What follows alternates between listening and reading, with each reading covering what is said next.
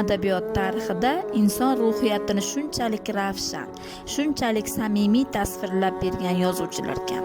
Ulardan biri fransuz realizmining yirik namoyandasi Guy de Maupassant'dir. Uning mashhur asarlaridan biri Azizim romani. Yaratilganiga 140 yil bo'lsa-da, hanuz o'quvchini o'ziga tortadi, o'ylantiradi va hayot haqida boshqacha fikrlatadi. Fransuz yozuvchisi Guy de Maupassant tomonidan 1885-yilda Azizim romani nashr etilgan. Ushbu roman yuqori martabaga ko'tarilishini orzu qiluvchi qahramonning sarguzashtlari haqida hikoya qiladi. Asar bosh qahramoni hech qanday alohida iste'dodga ega bo'lmasa-da, birgina kelishgan tashqi ko'rinishi orqali har qanday xonimning qalbini zabt eta oladi.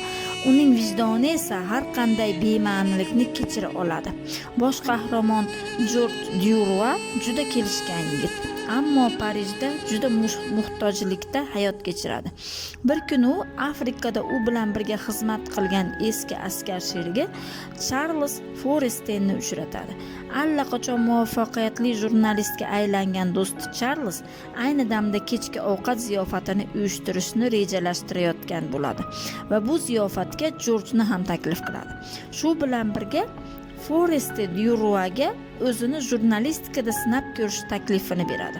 Shundan so'ng u Madlenaga yordam so'rab murojaat qiladi va Madlena unga ajoyib maqola yozib beradi. Duroyning ilk maqolasi Walter tomonidan qabul qilinadi va unga ushbu maqolaning davomini yozish vazifasi topshiriladi. Maqolaning davomini yozish uchun George Duroy yana Madlenaga murojaat qilishga harakat qiladi. Lekin Forrester uning bu qilmishidan g'azablanadi va xotiniga Georgega bu masalada yordam berishni taqiqlaydi. George Duroy maqolani bir necha marta qayta yozadi, lekin maqola qabul qilinmaydi.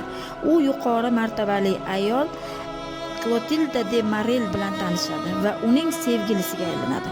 Clotilde de Marelning kichik qizi Lorina Duroyni yaxshi ko'rib qoladi va unga Azizim taxallusini beradi.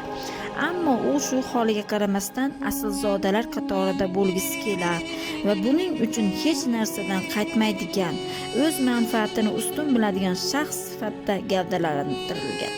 Ushbu fransuz yozuvchisi Guy de Maupassantning Azizim romani o'z haqqoniy voqealigi bilan siz aziz kitobxonlarni maftun etgan bo'lsa, Xo'jaobod tuman axborot kutubxonasiga tashrif buyuring va qiziqarli badiiy adabiyotlardan unumli foydalaning.